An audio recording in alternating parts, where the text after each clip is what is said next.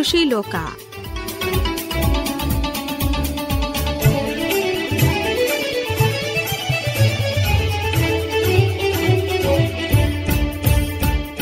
ಕೇಳುಗರಿಗೆಲ್ಲ ನಮಸ್ಕಾರ. ಕೃಷಿ ಲೋಕ ಕಾರ್ಯಕ್ರಮಕ್ಕೆ ಸ್ವಾಗತ.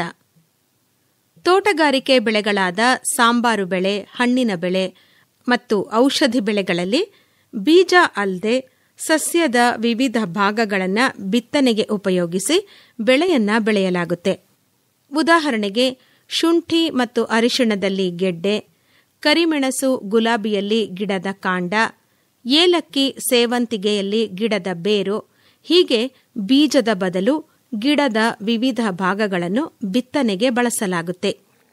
ಈ ವಿಧಾನದಲ್ಲಿ ಜೈವಿಕ ಶುದ್ಧತೆ ಅಥವಾ ತಳಿ ಶುದ್ಧತೆಗೆ ಧಕ್ಕೆಯಾಗದಂತೆ ಸಸಿಗಳನ್ನ ಬೆಳೆಸಬಹುದು.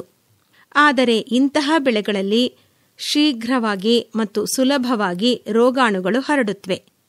ತಾಯಿ ಗಿಡದಲ್ಲಿ ರೋಗ ಇದ್ರೆ ಅದು ತನ್ನ ಮುಂದಿನ ಪೀಳಿಗೆಗೂ ಕೂಡ ಹಬ್ಬಿಸುತ್ತೆ.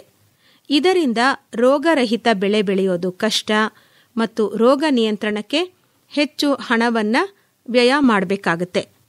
ಅದಕ್ಕಾಗಿ ಬಿತ್ತನೆಗೆ ಮೊದಲು ಗೆಡ್ಡೆ, ಕಾಂಡ ಸಸಿಗಳನ್ನ ಸೂಕ್ತವಾದ ವಿಧಾನದಲ್ಲಿ ಉಪಚಾರ ಮಾಡೋದ್ರಿಂದ ಬಿತ್ತನೆ ಗೆಡ್ಡೆ ಅಥವಾ ಬೇರಿನಿಂದ ಬರುವ ರೋಗ ಮತ್ತು ಕೀಟಗಳನ್ನು ತಡೆಗಟ್ಟಬಹುದು.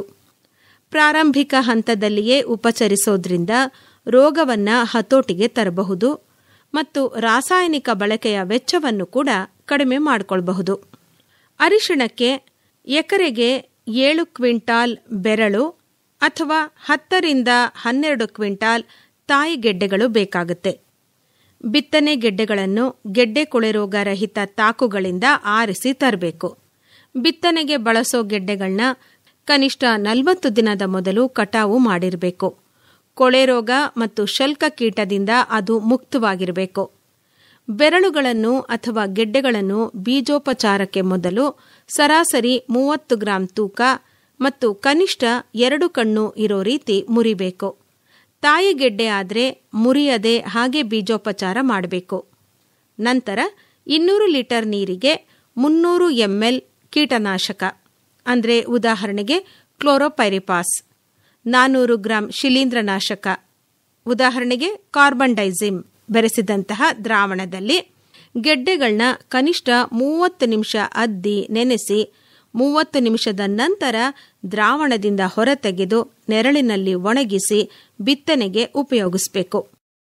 ಒಂದು ಸತಿ ತಯಾರಿಸಿದಂತಹ ಈ ದ್ರಾವಣವನ್ನು 3 ಬಾರಿ ಬೀಜೋಪಚಾರಕ್ಕೆ ಬಳಸಿ ನಂತರ ಹೊಸ ದ್ರಾವಣ ಮಾಡಿ ಉಪಯೋಗಿಸಿಕೊಳ್ಳಬಹುದು.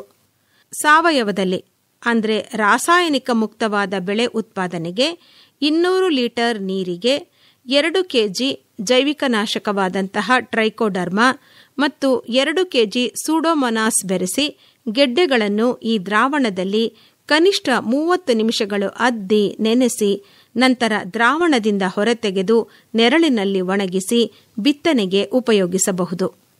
ಅಂದರೆ ಬೀಜದಂತೆ ಬೆಳೆ. ಆದ್ರಿಂದ ಯಾವುದೇ ಬೆಳೆ ಬೆಳಿಬೇಕಾದ್ರೆ ಬೀಜದ ಆಯ್ಕೆ ಮತ್ತು ಅದಕ್ಕೆ ಮಾಡುವಂತಹ ಉಪಚಾರ ಬಹಳ ಮುಖ್ಯವಾಗುತ್ತೆ. ಸಾಮಾನ್ಯವಾಗಿ ಬೀಜದಿಂದ ಪ್ರಸರಣ ಮಾಡುವ ಬೆಳೆಗಳ ಬೀಜಗಳನ್ನು ಬೀಜೋಪಚಾರ ಮಾಡೋದು ಸಹಜ. ಅದೇ ರೀತಿ ಸಸ್ಯ ಸಂವರ್ಧಕ ವಿಧಾನದಿಂದ ಬೆಳೆಯುವ ಬೆಳೆಗಳ ಗೆಡ್ಡೆ, ಸಸಿ, ಕಂದು ಇವುಗಳನ್ನು ಉಪಚರಿಸೋದು ಸೂಕ್ತ. ನಮ್ದು ಕೃಷಿ ಪ್ರಧಾನವಾದ ದೇಶ. ಹೀಗಾಗಿ ರೈತರು ಮೊದಲಿನಿಂದಲೂ ಸಾಂಪ್ರದಾಯಿಕ ಕೃಷಿಯನ್ನ ಅವಲಂಬಿಸಿಕೊಂಡು ಬಂದಿದ್ದಾರೆ. ತಮ್ಮ ಕೃಷಿಗೆ ಅನುಕೂಲವಾಗುವಂತೆ ತಾವೇ ಕಂಡುಕೊಂಡ ವಿಧಾನಗಳು ಯಾವ ಕೃಷಿ ವಿಜ್ಞಾನಿಗೂ ಕೂಡ ಕಡಿಮೆ ಇರೋದಿಲ್ಲ. ಹಾಗೆ ಬೀಜ ಮೊಳಕೆ ಪರೀಕ್ಷಾ ವಿಧಾನಗಳನ್ನು ಸಹ ರೈತರು ತಮ್ಮ ಕ್ಷೇತ್ರ ಮಟ್ಟದಲ್ಲಿ ಕಂಡುಕೊಂಡಿರೋದು ವಿಶೇಷವಾಗಿದೆ. ಕೃಷಿಯಲ್ಲಿ ಬೀಜವು ಅತ್ಯಮೂಲ್ಯವಾದ ಪರಿಕರ ಆಗಿದ್ದು, ಕೃಷಿ ಉತ್ಪಾದನೆಯು ಪ್ರಮುಖವಾಗಿ ಬಿತ್ತನೆಗೆ ಉಪಯೋಗಿಸುವ ಬೀಜದ ಗುಣಮಟ್ಟದ ಮೇಲೆ ಅವಲಂಬಿತವಾಗಿರುತ್ತೆ. ಉತ್ತಮ ಗುಣಮಟ್ಟದ ಬೀಜಗಳು ಹೆಚ್ಚಿನ ಮೊಳಕೆ ಪ್ರಮಾಣ, ಭೌತಿಕ ಶುದ್ಧತೆ, ಆನುವಂಶಿಕ ಶುದ್ಧತೆ, ನಿಗದಿತ ತೇವಾಂಶ ಹಾಗೂ ಬೀಜಜನ್ಯ ರೋಗಗಳಿಂದ ಮುಕ್ತವಾಗಿರುತ್ತೆ. ಹಿಂದೆ ರೈತರು ಬಿತ್ತನೆಗೆ ಉಪಯೋಗಿಸುವಂತಹ ಬೀಜಗಳ ಬಗ್ಗೆ ಅವರದೇ ಆದಂತಹ ಜ್ಞಾನವನ್ನು ಹೊಂದಿದ್ರು. ಅವರು ತಮ್ಮ ಹೊಲದಲ್ಲಿ ಆಹಾರಕ್ಕಾಗಿ ಬೆಳೆದ ವಾಣಿಜ್ಯ ಬೆಳೆಯಿಂದ ಸದೃಢ ಹಾಗೂ ರೋಗರಹಿತ ತೆನೆ ಅಥವಾ ಕಾಯಿಗಳನ್ನ ಆಯ್ಕೆ ಮಾಡಿ ಮುಂದಿನ ಹಂಗಾಮಿನವರೆಗೂ ಸಂಗ್ರಹಣೆ ಮಾಡಿ ಅವುಗಳಿಂದ ಬೀಜಗಳನ್ನು ಬೇರ್ಪಡಿಸಿ ಬಿತ್ತನೆಗೆ ಉಪಯೋಗಿಸ್ಕೊಳ್ತಾ ಇದ್ರು. ಇವುಗಳನ್ನ ನೋಡಿದಾಗ ನಮ್ಮ ಪೂರ್ವಜರಿಗೆ ಬೆಳೆ ಉತ್ಪಾದನೆ, ಬೀಜಗಳ ಆಯ್ಕೆ ಹಾಗೂ ಬೀಜ ಸಂಗ್ರಹಣೆಗಳ ಬಗ್ಗೆ ವೈಜ್ಞಾನಿಕವಾಗಿ ಮಾಹಿತಿ ಇಲ್ಲದೆ ಹೋದರೂ ಅವರಿಗೆ ಉತ್ತಮ ಗುಣಮಟ್ಟದ ಬೀಜಗಳಿಂದ ಹೆಚ್ಚಿನ ಇಳುವರಿಯನ್ನು ಪಡೆಯಬಹುದು ಅನ್ನುವಂತಹ ಜ್ಞಾನವನ್ನು ಹೊಂದಿದ್ರು. ಕೃಷಿಯಲ್ಲಿ ಪ್ರಗತಿ ಹೆಚ್ಚಾದ ಹಾಗೆ ಬೀಜಗಳ ಗುಣಮಟ್ಟದ ಬಗ್ಗೆ ರೈತರಲ್ಲಿ ಅರಿವು ಹಾಗೂ ಮಹತ್ವ ಹೆಚ್ಚಾಯಿತು. ಇತ್ತೀಚಿನ ದಿನಗಳಲ್ಲಿ ರೈತರು ಉತ್ತಮ ಗುಣಮಟ್ಟದ ಬೀಜಗಳನ್ನು ಖರೀದಿ ಮಾಡಿ ಬಿತ್ತನೆಗೆ ಉಪಯೋಗಿಸ್ತಾ ಇದ್ದಾರೆ. ಬಿತ್ತನೆ ಬೀಜದಲ್ಲಿ ಇರಬೇಕಾದ ಗುಣಗಳಲ್ಲಿ ಪ್ರಮುಖವಾದದ್ದು ಅಂದರೆ ಮೊಳಕೆ ಪ್ರಮಾಣ. ಪ್ರತಿ ಬೆಳೆಗಳಿಗನುಗುಣವಾಗಿ ನಿರ್ದಿಷ್ಟಪಡಿಸಿದ ಪ್ರಮಾಣದಂತೆ ಭೂಮಿಯಲ್ಲಿ ಬೆಳೆಯುವಂತಾದರೆ ಬೇಕಾದಷ್ಟು ಸಸಿಗಳ ಸಂಖ್ಯೆಯನ್ನು ಕಾಪಾಡಿ ಉತ್ತಮ ಇಳುವರಿ ಪಡೆಯೋದಕ್ಕೆ ಸಾಧ್ಯ ಆಗತ್ತೆ. ಆದ್ದರಿಂದ ಬೀಜ ಮೊಳಕೆ ಪ್ರಮಾಣದ ಮಾಹಿತಿ ರೈತರಿಗೆ ಬಹಳ ಮಹತ್ವದಾಗಿದೆ. ರೈತರು ತಾವು ಬಿತ್ತಬೇಕಾದ ಬೀಜದ ಮಾದರಿಯ ಗುಣಮಟ್ಟವನ್ನು ಅರಿಯೋದಕ್ಕೆ ಬೀಜ ಪರೀಕ್ಷಾಲಯಗಳಲ್ಲಿ ಪರೀಕ್ಷೆ ಮಾಡಿಸ್ಕೊಳ್ಬಹುದು. ಈ ಬೀಜ ಪರೀಕ್ಷಾಲಯಗಳಲ್ಲಿ ಹಲವು ವಿಧಾನಗಳಲ್ಲಿ ಮೊಳಕೆಯನ್ನ ಪರೀಕ್ಷೆ ಮಾಡಲಾಗುತ್ತೆ. ಈ ಮೊಳಕೆ ಪರೀಕ್ಷೆಯನ್ನ ಮಾಡಿಸಿ ರೈತರು ತಮ್ಮ ಕೃಷಿಗೆ ಅನುಕೂಲ ಆಗೋ ಹಾಗೆ ಬಿತ್ತನೆಯನ್ನ ಮಾಡಿಕೊಂಡು ಒಳ್ಳೆಯ ಉತ್ಪಾದನೆಯನ್ನ ಪಡೆದುಕೊಳ್ಳಬಹುದು. ರೈತ ಅಂದಮೇಲೆ ಮನೆಯಲ್ಲಿ ರಾಸುಗಳು ಇರಲೇಬೇಕು. ಆದರೆ ಈಗ ಎಷ್ಟೋ ಜನ ರೈತರು ನಮ್ಮ ಕೈಲಿ ಹಸು ಸಾಕೋದಿಕ್ಕಾಗೋದಿಲ್ಲ, ಹಸು ಇದ್ರೆ ನಮಗೆ ಹೊರಗಡೆ ಎಲ್ಲೂ ಹೋಗೋದಿಕ್ಕಾಗೋದಿಲ್ಲ, ಅದನ್ನೇ ನೋಡ್ಕೊಂಡು ಕೂತ್ಕೊಂಡ್ರೆ ಬೇರೆ ಕೆಲಸಗಳು ಮಾಡೋದಿಕ್ಕಾಗಲ್ಲ, ಹೀಗೆ ಅನೇಕ ಕಾರಣಗಳನ್ನ ನೀಡ್ತಾರೆ.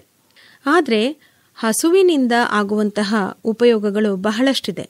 ಒಂದು ಪದ್ಯ ಕೇಳಿರಬಹುದು, ನೀನಾರಿಗಾದೆಯೋ ಎಲೆ ಮಾನವ ಅಂತ ಒಂದು ಹಸು ಮನುಷ್ಯನ್ಗೆ ಹೇಳುವಂತಹ ಪದ್ಯ ಅದು. ಅಂದರೆ ನನ್ನ ಸಗಣಿ, ನನ್ನ ಗಂಜಲ, ನನ್ನ ಹಾಲು, ನನ್ನ ಪ್ರತಿಯೊಂದು ಉತ್ಪನ್ನ ಕೂಡ ನಿಮಗೆ ಉಪಯೋಗ ಆಗ್ತಾ ಇದೆ, ಆದರೆ ನಿಮ್ಮಿಂದ ಯಾರಿಗೇನು ಉಪಯೋಗ ಆಗ್ತಾ ಇದೆ ಅಂತ ಹಸು ಹೇಳುವಂತಹ ಒಂದು ಪದ್ಯ. ಅದೇ ರೀತಿ ಈಗ ಹಸುವಿನ ಸಗಣಿ ಬಗ್ಗೆ ಮಾತನಾಡೋಣ.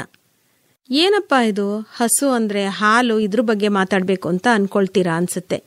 ಆದರೆ ಹಸು ಬರೀ ಉಳುಮೆಗಷ್ಟೇ ಅಲ್ಲ, ಬರೀ ಹಾಲನ್ನು ನೀಡೋದಕ್ಕಷ್ಟೇ ಅಲ್ಲ, ಬರೀ ಸಗಣಿಯಿಂದ ಗೊಬ್ಬರ ಮಾಡೋದಕ್ಕಷ್ಟೇ ಅಲ್ಲ, ಈ ಸಗಣಿಯಿಂದ ಕೂಡ ಹಸು ನಮಗೆ ಬಹಳಷ್ಟು ಉಪಯೋಗವನ್ನು ಮಾಡ್ತಾ ಇದೆ.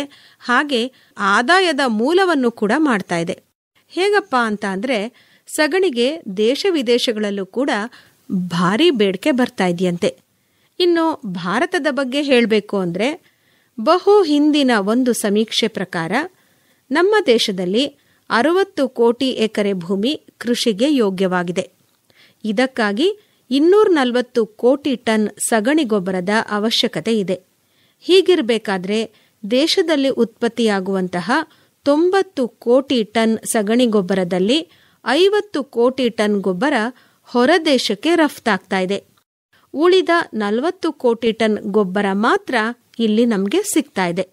ಇದರಲ್ಲಿ 12 ಕೋಟಿ ಟನ್ ಇಂಧನಕ್ಕಾಗಿ ಉಪಯೋಗಿಸಲಾಗ್ತಾ ಇದೆ. ಮತ್ತೊಂದು ಸಮೀಕ್ಷೆ ಪ್ರಕಾರ ಇಲ್ಲಿ 1 ಎಕರೆಯ ಬೇಸಾಯಕ್ಕೆ ಸುಮಾರು 5 ಟನ್ ಸಗಣಿ ಬೇಕಾಗತ್ತೆ ಅಂತ ಅಂದಾಜು ಮಾಡಲಾಗಿದೆ. ಅದರಂತೆ ದೇಶದಲ್ಲಿರುವ 43 ಕೋಟಿ 7 ಲಕ್ಷ 50,000 ಎಕರೆ ಕೃಷಿ ಜಮೀನಿಗೆ ಸುಮಾರು 215 ಕೋಟಿ ಟನ್ ಸಗಣಿ ಬೇಕಾಗುತ್ತೆ. ಆದರೆ ದೇಶದಲ್ಲಿ ಇದರ ಕೇವಲ 1/3 ಭಾಗದಷ್ಟು ಮಾತ್ರ ಸಗಣಿ ಉತ್ಪಾದನೆ ಆಗ್ತಾ ಇದೆ. ಮಿಕ್ಕೆಲ್ಲ ಉಪಯೋಗಗಳನ್ನ ಮರೆತರೂ ಕೃಷಿಗೆ ಮಾತ್ರ ಇಂದು ಉತ್ಪಾದನೆಯಾಗುತ್ತಿರುವಂತಹ 3ರಷ್ಟು ಅಧಿಕ ಸಗಣಿ ಬೇಕಾಗುತ್ತೆ. ಹಾಗಾದ್ರೆ ಪಶುಪಾಲಕರು ಇದ್ರ ಬಗ್ಗೆ ಒಂದು ಸತಿ ಗಮನ ಹರಿಸಬಹುದಲ್ವಾ? ಮತ್ತಷ್ಟು ಮಾಹಿತಿಯೊಂದಿಗೆ ಮುಂದಿನ ಕಾರ್ಯಕ್ರಮದಲ್ಲಿ ಮತ್ತೆ ಭೇಟಿಯಾಗೋಣ. ನಮಸ್ಕಾರ. ಕೃಷಿ ಲೋಕ ಕೇಳಿದಿರಿ. ಪ್ರಸ್ತುತಿ ಆರ್ ಲೋಕೇಶ್ವರಿ.